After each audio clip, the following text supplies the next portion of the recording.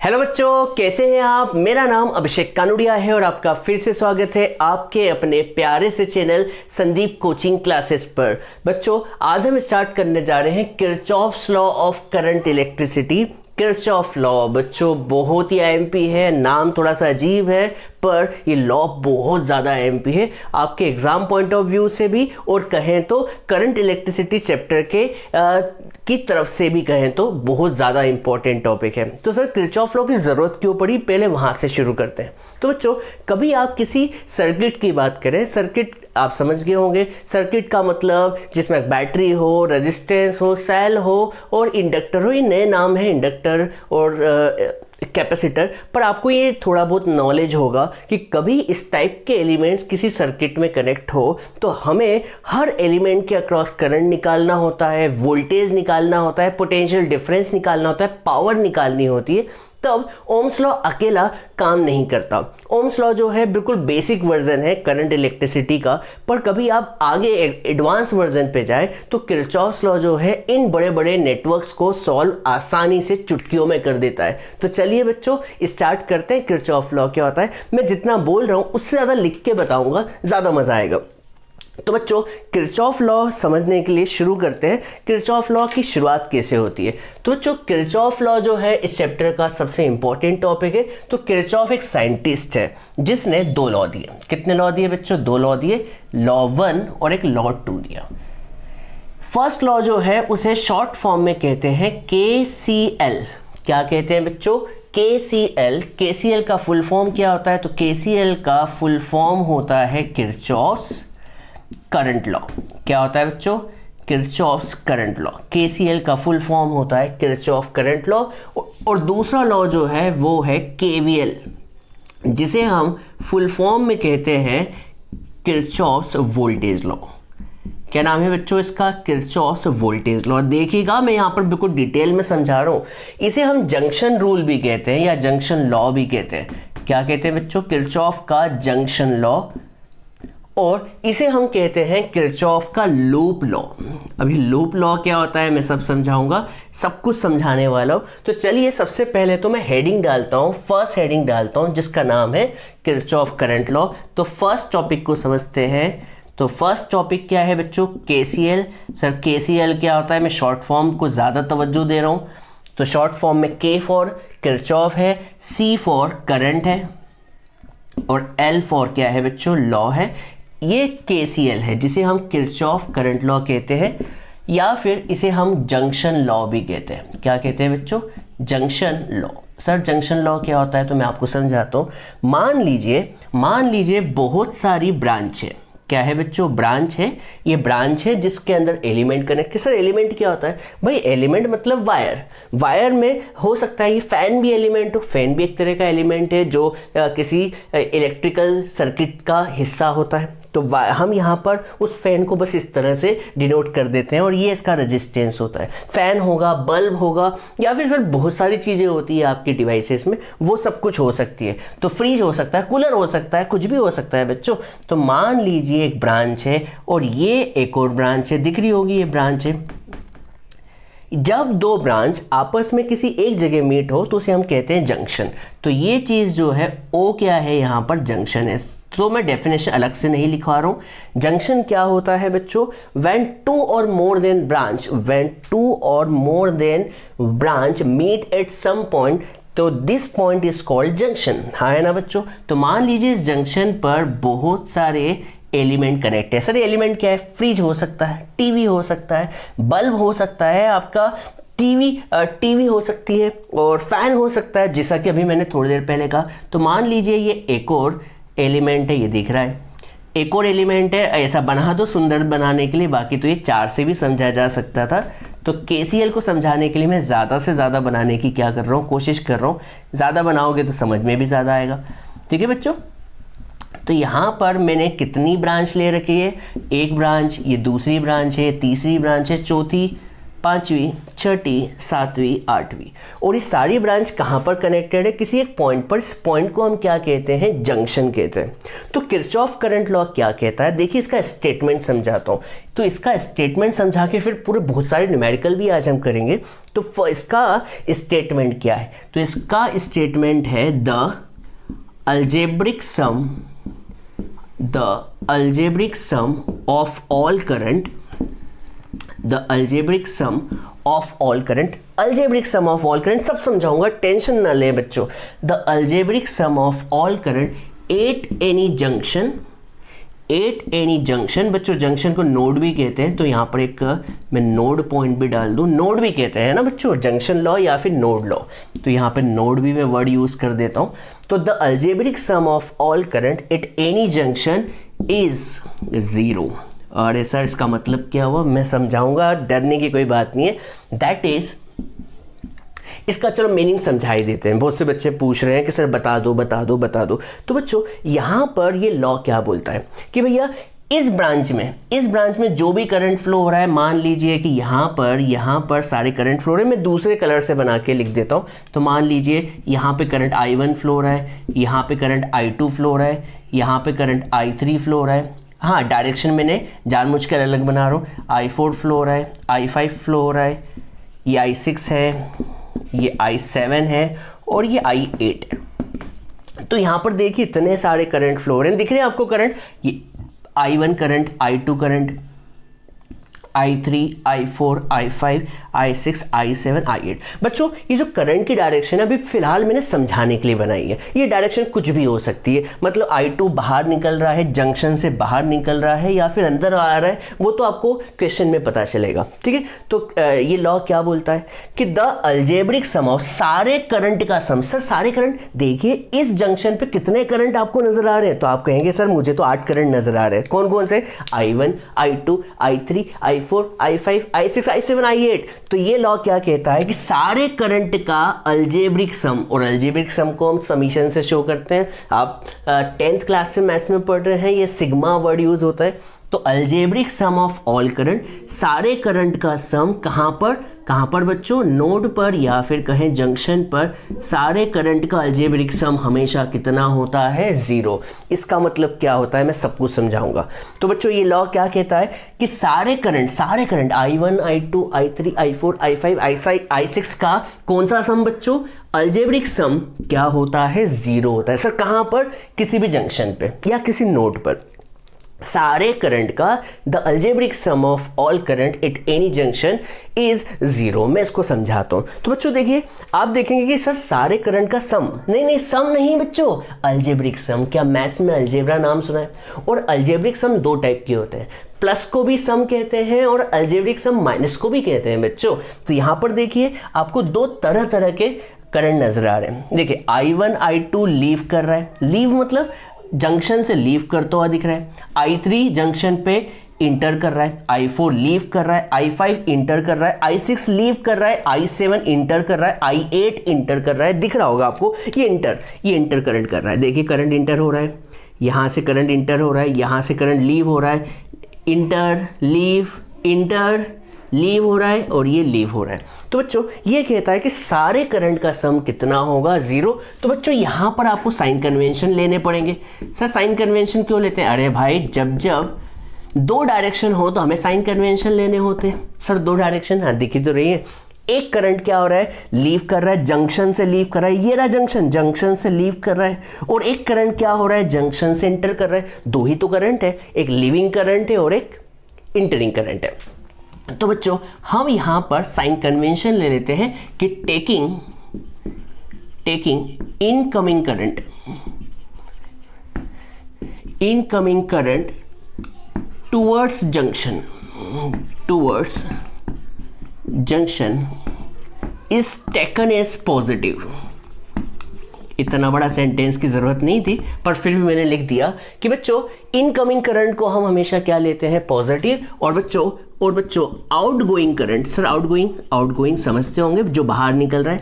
तो outgoing current को हम साइन कन्वेंशन में क्या लेते हैं बच्चों? नेगेटिव लेते हैं। क्या लेते हैं बच्चों, नेगेटिव। याद रखिएगा, मैं यहाँ पर रेड पेन से निशान बना दूं। पॉजिटिव कब लेंगे, जब करंट क्या हो रहा होगा, इंटर और लिविंग करंट को, हाँ बच्चों याद करें, इनकमिंग को आप इंटरिंग करंट भी बोल सकते हैं। इंटरिंग मतलब जो अंदर जा रहे हैं जंक्शन की तरफ, और आउटगोइंग को हम क्या बोल सकते हैं, लिविंग करंट कहते हैं। बच्चों याद रखिए, थ्योरी जितनी ज़्यादा क्लियर होगी न्यूमेरिकल्स उतने आसानी से होंगे, तो मैं आपको गारंटी देता हूँ कि आपको सब समझा दूंगा।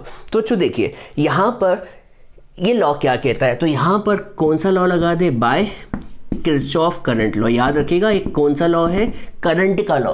और करंट का लॉ क्या कहता है कि सारे करंट का सम जंक्शन पर कितना होता है, 0। तो बच्चों बताओ कौन कौन से करंट है, तो I1 है, I2 है, एक I3 है, हाँ है ना। और सारे करंट मतलब सारे के सारे करंट जो होंगे कहाँ पर, किसी नोड पर या जंक्शन पर, उनका सम कितना होगा, 0। तो बच्चों बताओ I1 क्या कर रहा है बच्चों, लीव, और लीव करंट को हमने क्या लिया है, माइनस, हाँ है ना। देखिए लिविंग करंट को हमने माइनस लिया हुआ है।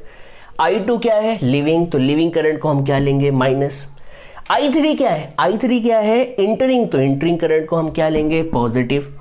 I4 लिविंग है, तो I4 को क्या लेंगे बच्चों, लिविंग, और लिविंग को हम लेते हैं माइनस। ठीक है बच्चों, और साथ के साथ बताएं I5 क्या हो रहा है, इंटर, तो I5 को इंटर को हम क्या ले लेंगे, पॉजिटिव। I6 लीव कर रहा है, मैंने देख लिया, I6 लीव कर रहा है। I7 I8 इंटर कर रहा है, तो इंटरिंग करंट को हम क्या लेंगे बच्चों, पॉजिटिव।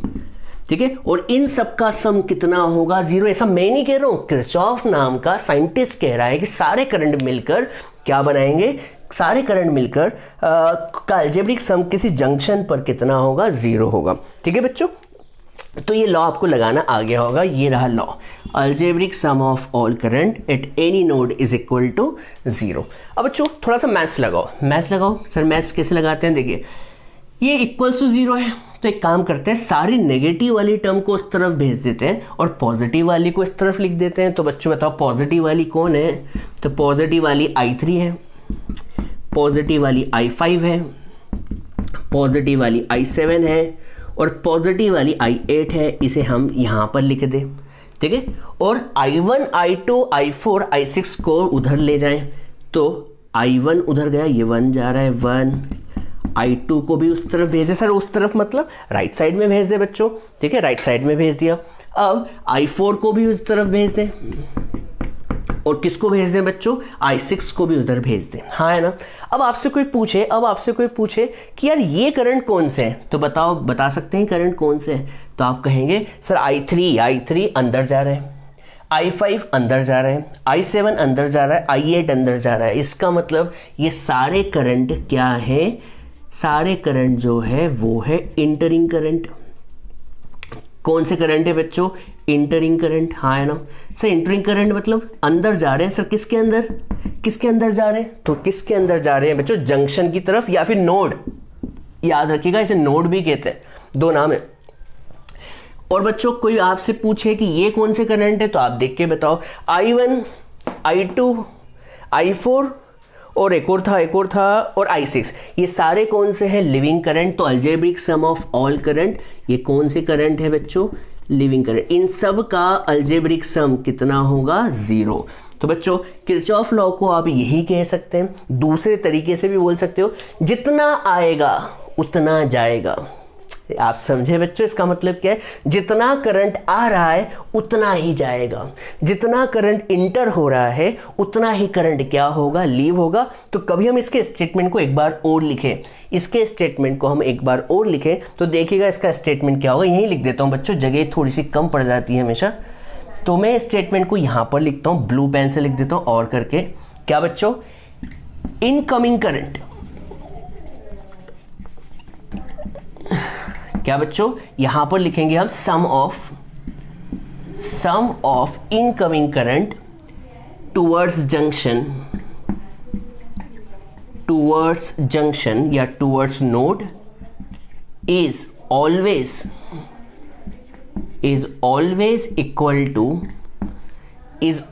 इक्वल टू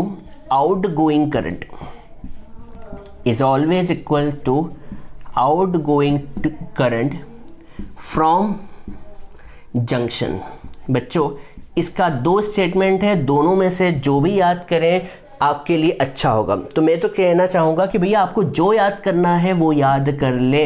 ये और करके लिख दिया है मैंने जिससे याद रहे कि ब्लैक वाला भी एक सेंटेंस है, KCL का लॉ है, और ब्लू वाला भी KCL का लॉ है। दोनों एक ही है, दोनों बात एक ही कह रहे हैं। क्या? जितना आएगा उतना जाएगा। सो जितना आएगा, जितना करंट जंक्शन की तरफ इंटर होगा उतना ही करंट जंक्शन से लीव करेगा। ये तो बहुत ही सिंपल सी बात है। तो आपको एक बात बताना भूल गया मैं, जो बता देता हूँ बच्चों। ये बात तो एक बात समझ में आ गई, करंट का मतलब होता है चार्ज। करंट का मतलब क्या होता है? चार्ज। इससे पता चलता है जंक्शन की तरफ जितने चार्ज जा रहे हैं उतने ही चार्ज क्या हो रहे होंगे? लीव कर रहे होंगे। इसका मतलब charge can neither be created nor be destroyed. हाँ है ना? जितना करंट जा रहा है उतना ही आ रहा है। ये बात समझ में आ गई होगी। करंट का मतलब चार्ज होता है। चार्ज जितने जा रहे हैं उतने ही आ रहे हैं। इसका मतलब किरचॉफ करंट लॉ किस पर बेस्ड होता है? तो ये बात लिख ले, नोट डाउन कर ले। Kirchhoff current law is based on law of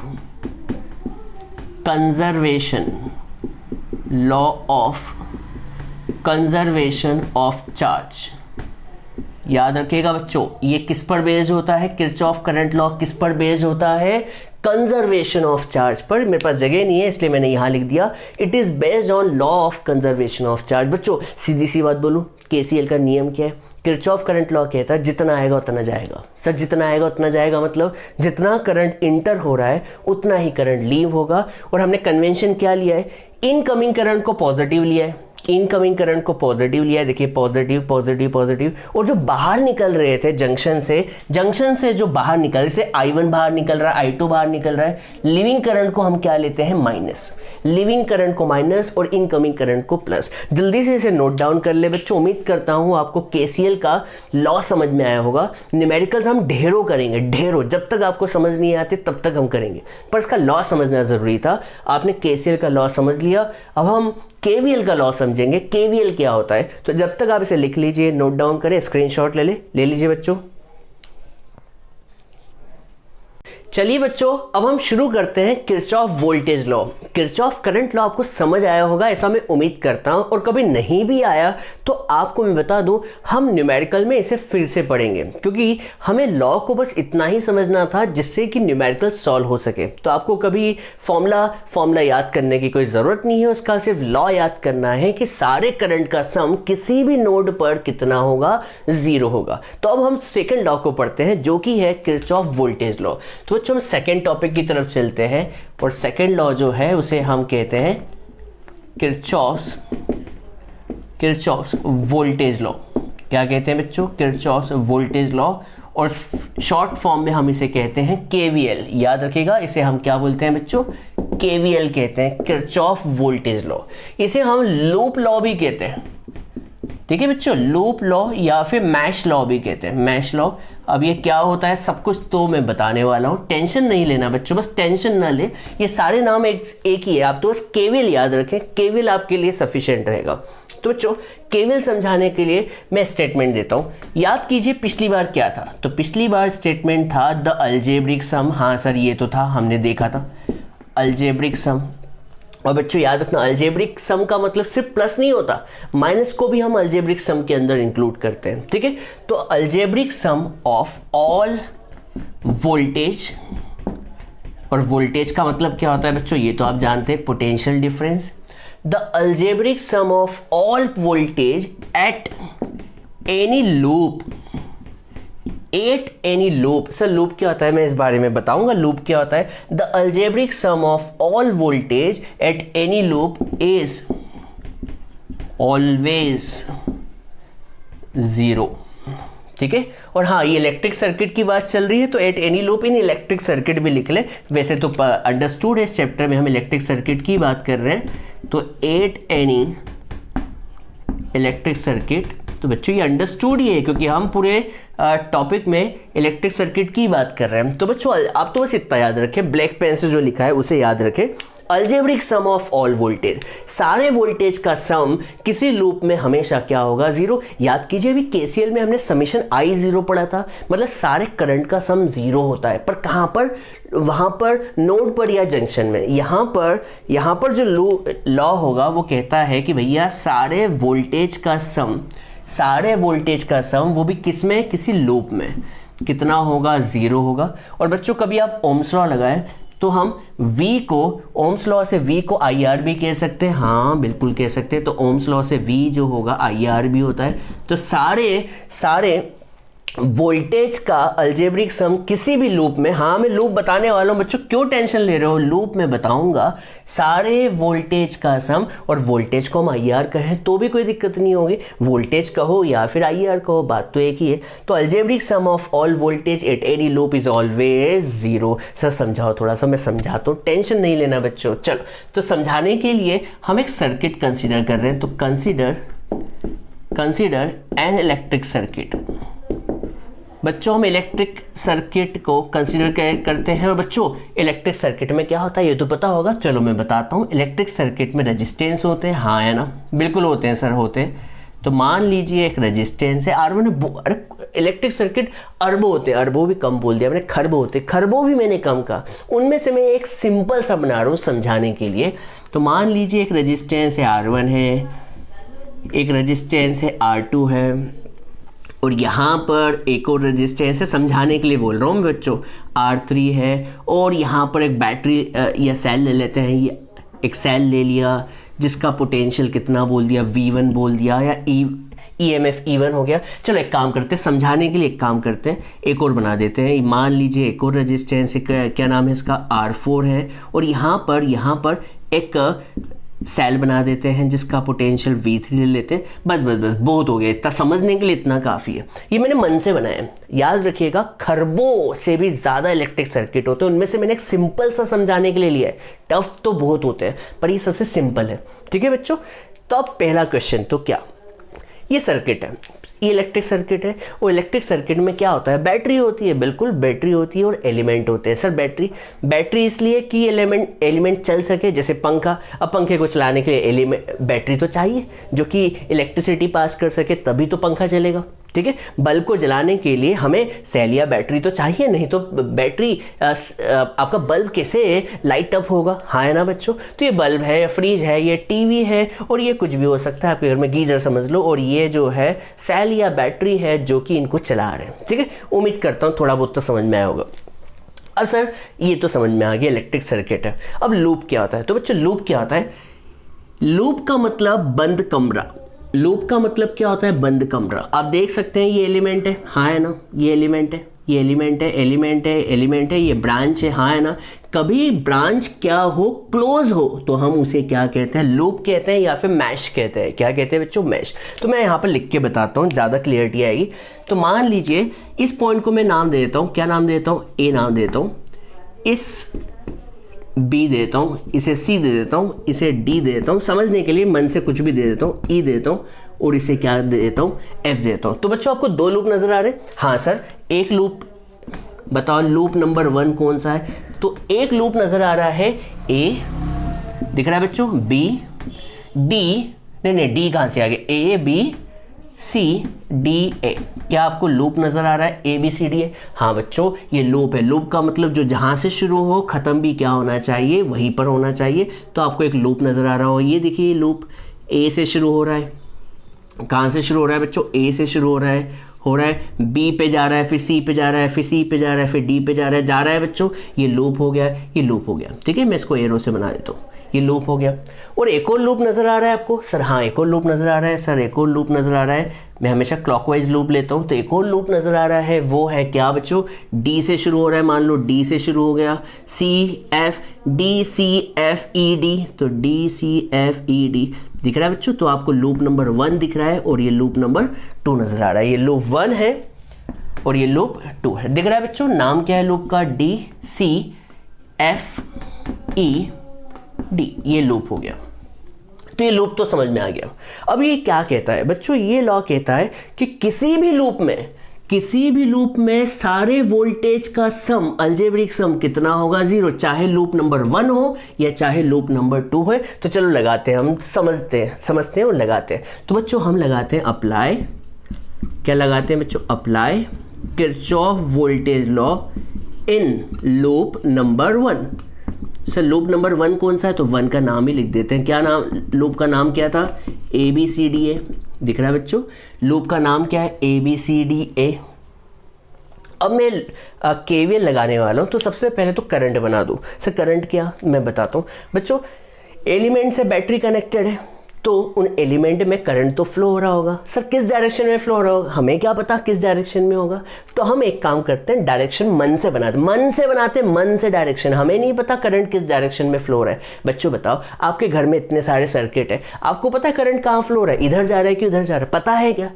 आप क्या ऐसे पकड़ के देखते हो करंट? अरे भाई कैसे जा रहा है? क्या आपको करंट की डायरेक्शन पता होती है? जवाब नहीं पता होती है। तो हम मैथमेटिकली करंट की डायरेक्शन भी निकालते हैं और अभी कंसीडर करते हैं। तो बच्चों देखो, मान लीजिए यहाँ पर इस बैटरी से कितना करंट जा रहा है? मान लीजिए इस बैटरी से I1 करंट जा रहा है, हाँ है ना बच्चों? तो हमने मान लिया कि इस बैटरी से I1 जा रहा है बच्चों, और इस बैटरी से कितना करंट जा रहा है? I2। कितना जा रहा है बच्चों? I2, सही है।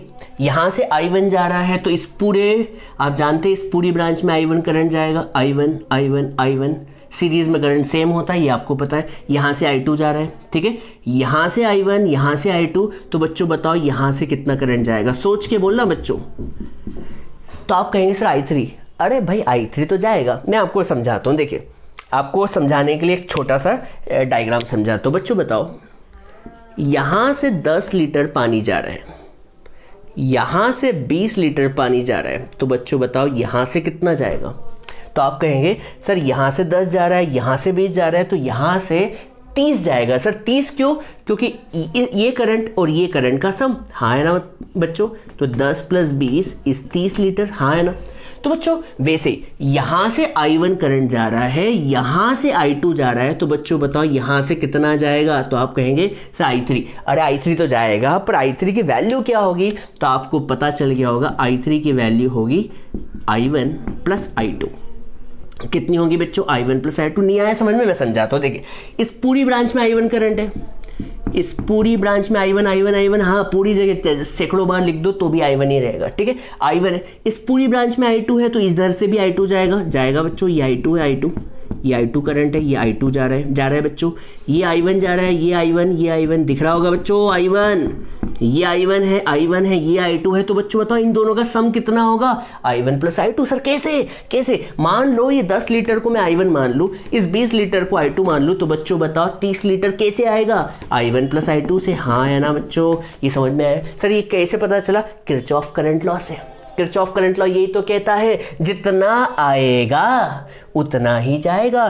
30 लीटर आ रहा था, तो 30 लीटर ही क्या होगा बच्चों? जाएगा, है ना बच्चों? तो बच्चे समझने के लिए था, जगह में इसको मिटा इसलिए रहा हूँ कि आपकी कॉपी अच्छी दिखनी चाहिए, बोर्ड भी अच्छा दिखना चाहिए।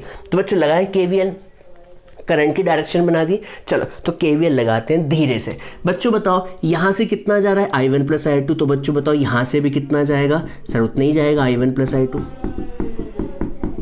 सर इधर से, अरे इधर से भी तो I1 + I2 जाएगा। सर क्यों? अरे भाई सीरीज में करंट सेम होता है, सीरीज में करंट सेम होता है। यहां से I1 जा रहा है, तो यहां से भी I1 जाएगा, I1, और यहां से I2, तो पूरी जगह से I2 ही जाएगा, ठीक है। अब बच्चों ज्यादा गचड़ पचड़ हटाने के लिए काम करता हूं, मैं यहां से I2 हटा देता हूं, ज्यादा सुंदर दिखना चाहिए बच्चों, डायग्राम सुंदर होना चाहिए।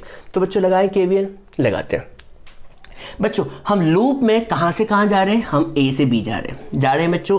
तो A से B में बोलो कौन नजर आ रहा है? सर I1 + I2 नजर आ रहा है, और उसके साथ रजिस्टेंस। तो KVL क्या कहता है? KVL बोलता है कि जब V दिखे तो V लिख दो साक्षात, और V नहीं दिखे तो आप क्या लिखो? रजिस्टेंस के साथ हमेशा क्या आएगा? करंट।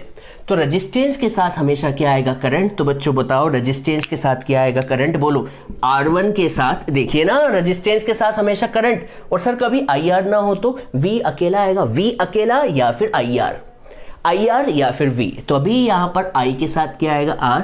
तो R1 के साथ बोलो क्या आएगा? I1 + I2। समझे? आई के साथ हमेशा क्या आएगा? रेजिस्टेंस। आई के साथ क्या आएगा? रेजिस्टेंस। तो करंट कितना है? I1 प्लस I2 और रेजिस्टेंस कितना है? R1। अब बच्चों इनका साइन कन्वेंशन लेना होगा, तो याद कर ले, मैं लिखवा नहीं रहा हूँ। बच्चों बताओ, हम लूप में कहाँ से कहाँ जा रहे हैं? ए से बी। और करंट भी कैसा जा रहा है? ए से बी। सर दो कौन है? एक तो लाल वाला और एक नीला वाला। हम नीले में कहाँ जा रहे हैं? ए से बी। और करंट भी कहाँ जा रहा है? ए से बी। जब दोनों की डायरेक्शन सेम हो तो साइन कन्वेंशन क्या लेते हैं? प्लस। सर दो लोग कौन है? एक तो लाल वाला और एक नीला वाला। सर लाल वाला कौन है? लाल वाला करंट है, लाल वाला करंट है, और नीला वाला लूप है। लूप क्लॉकवाइज लिया था, हाँ है ना बच्चों? ठीक है बच्चों, अब इनके तो काम लग गए। अब इसके बाद इसकी बात करो।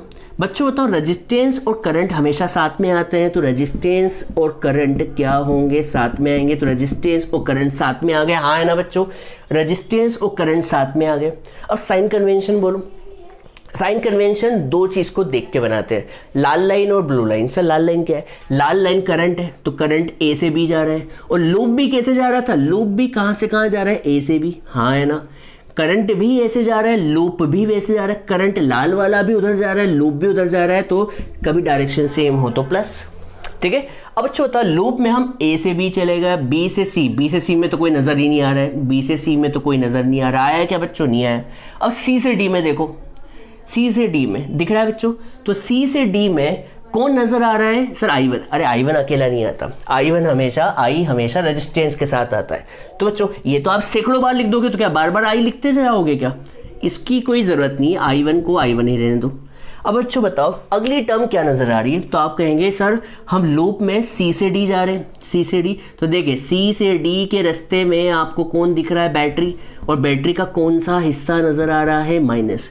और आपको बता दूं, जब पोटेंशियल आता है ना, तो पोटेंशियल अकेला आता है, पोटेंशियल अकेला आएगा और रेजिस्टेंस और करंट साथ में आएंगे। पोटेंशियल अकेला आएगा तो V1 क्या आएगा बच्चों? अकेला। V1 अकेला। सर IR साथ में आते हैं, और V अकेला आता है, V अकेला IR साथ में, याद रखिएगा। तो सर साइन कन्वेंशन, इसका साइन कन्वेंशन क्या है? हम घुस कहाँ से रहे? C से D में, हाँ है ना? तो आपको डंडी कौन सी नजर आ रही है? माइनस की, छोटी डंडी माइनस की। तो यहाँ पर साइन कन्वेंशन क्या लेते हैं? माइनस।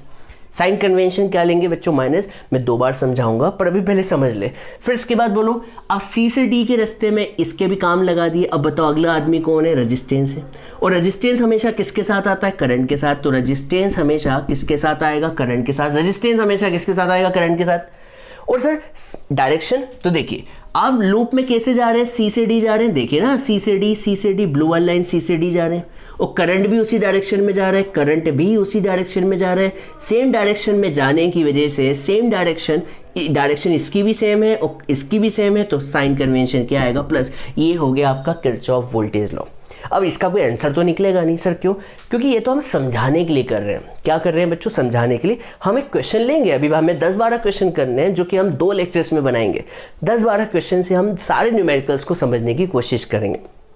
तो केवीएल लगा दिया आपने फर्स्ट लॉ में, ये हो गया आपका केवीएल, खत्म बच्चों, बस खत्म। ये बस लगाना सिखा रहा हूँ, आंसर थोड़ी आएगा अभी फिलहाल। ठीक है बच्चों, तो केवीएल लगा दिया। अब हम फिर से केवीएल लगाते हैं। सर कहाँ लगा दें?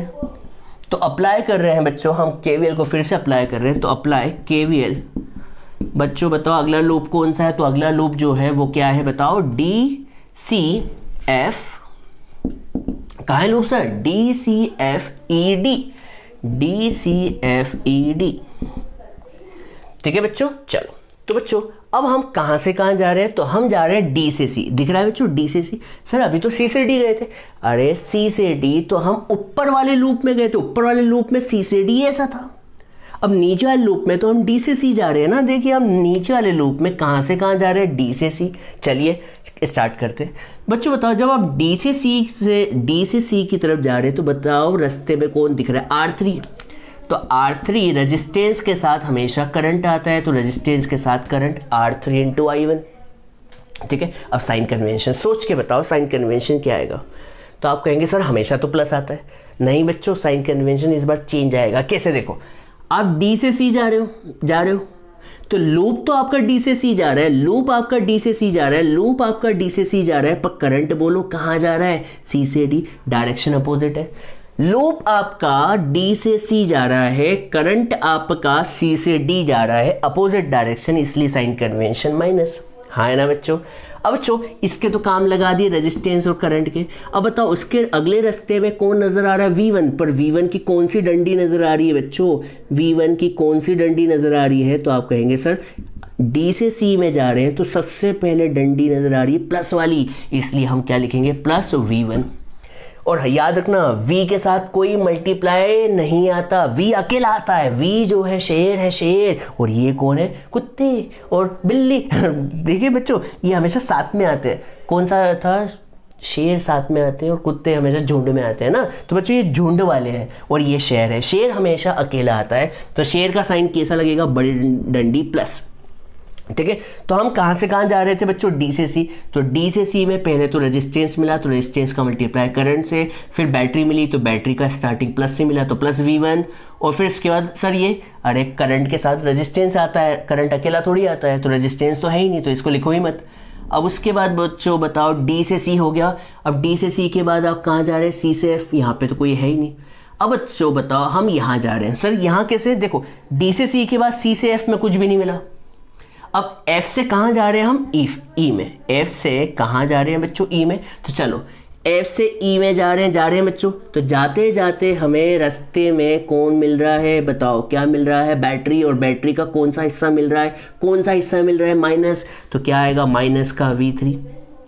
क्या आएगा बच्चों, माइनस। सर माइनस क्यों लिया, यहाँ प्लस क्यों लिया, क्योंकि यहाँ पर रास्ते में प्लस दिख रहा था, पर जैसे ही आपने यू टर्न लिया, देखिए यू टर्न लिया तो आपको रास्ते में माइनस मिला। देखिए यहाँ पे जा रहे थे तो प्लस मिल रहा था और यहाँ जा रहे थे तो माइनस, हाँ है ना। अब इसके बाद करंट के साथ रेजिस्टेंस आता है, तो बच्चों बताओ R4 के साथ क्या आएगा, I2 आएगा। अरे भाई R4 के साथ क्या आएगा, I2 आएगा। देखिए R4 के साथ I2, करंट हमेशा रेजिस्टेंस के साथ आता है KVL में, तो R4 के साथ I2। अब साइन कन्वेंशन बताओ। तो देखिए आप लूप में कैसे जा रहे हैं, लूप में F से E जा रहे थे, लूप में आप F से E जा रहे हैं, और करंट भी आपका F से E जा रहा है।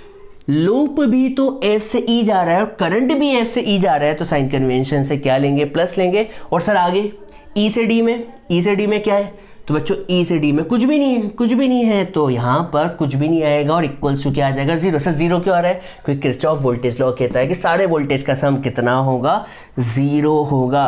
बच्चों उम्मीद करता हूँ आपको KVL लगाना समझ में आया होगा। इतना आसान तो नहीं था, पर फिर भी आपने कोशिश करेंगे तो आपको समझ में आ जाएगा। वैसे सच बताओ ये थोड़ा सा टफ पड़ता है स्टार्टिंग में, पर आदत पड़ जाए तो प्लस माइनस के अलावा कुछ भी नहीं है। शेर हमेशा अकेला आएगा, और भेड़िए या कुत्ते हमेशा मल्टीप्लाई में आएंगे। ठीक है, I और R हमेशा झुंड में आते हैं, याद रखिएगा। ये हमेशा झुंड में आएंगे, ये हमेशा अकेला आएगा, इसलिए ये अकेला आया। देखो अकेला यहाँ पर ये अकेला आया। और ये कौन थे, झुंड वाले थे, और झुंड वाले हमेशा रेजिस्टेंस के साथ करंट, रेजिस्टेंस के साथ करंट, रेजिस्टेंस के साथ करंट, रेजिस्टेंस के साथ करंट, रेजिस्टेंस के साथ करंट आता है। और सब प्लस माइनस, बैटरी का प्लस माइनस किस पे डिसाइड होता है कि आप रास्ते में प्लस को पहले पाते हैं या माइनस को। कभी बैटरी में रास्ते में प्लस मिल रहा है तो आप प्लस लिखेंगे, और रास्ते में कभी माइनस मिल रहा है तो आप माइनस लिखेंगे। याद रखिएगा, लूप समझ में आया होगा आपको ये। अब उसके बाद एक चीज़ और ये करंट और रेजिस्टेंस का क्या है, तो बच्चों आप कभी लूप में इधर जा रहे हैं और करंट कभी सेम डायरेक्शन में जा रहा है तो प्लस लेते हैं, कभी आप लूप में सामने जा रहे हैं और करंट अपोजिट डायरेक्शन में जा रहा है तो हम माइनस लेते हैं। ये बात समझ में आई होगी, ये आपको समझ आया होगा। तो बच्चों आज हम इस लेक्चर को यही कंप्लीट कर रहे हैं, क्योंकि लेक्चर हम ज़्यादा बड़ा नहीं करना चाह रहे। हम अगले लेक्चर में सारे के सारे न्यूमेरिकल्स देखेंगे। हम किरचॉफ लॉ की अलग ही वीडियो बना रहे हैं जिसमें हम सिर्फ न्यूमेरिकल्स को बताएंगे। तो बच्चों आपको लॉ समझ में आया है कि नहीं आया, कमेंट बॉक्स में ज़रूर लिखिए। आप कमेंट बॉक्स में लिखते नहीं है तो ऐसा लगता है कि समझ ही नहीं आ रहा होगा, इसलिए शायद से आप लिख नहीं रहे होंगे। और कभी समझ आ रहा है तो प्लीज़ बच्चों कमेंट बॉक्स में ज़रूर लिखें। हम किरचॉफ करंट लॉ और किरचॉफ वोल्टेज लॉ के ढेरों न्यूमेरिकल्स करेंगे जो कि आपकी NCERT में है, JEE एग्ज़ाम में आए हुए हैं, या फिर आपको समझने के लिए इम्पॉर्टेंट है। तो आपको ये लेक्चर कैसा लगा, आप ज़रूर वीडियो को लाइक करें, शेयर करें अपने दोस्तों में, और कभी आप चैनल पर नए हैं तो चैनल को सब्सक्राइब करना बिल्कुल भी ना भूलें। चलिए बच्चों आज मैं इस लेक्चर को यहीं कंप्लीट करूंगा। तब तक के लिए bye bye, tata, see you, thank you, जय हिंद, वंदे मातरम।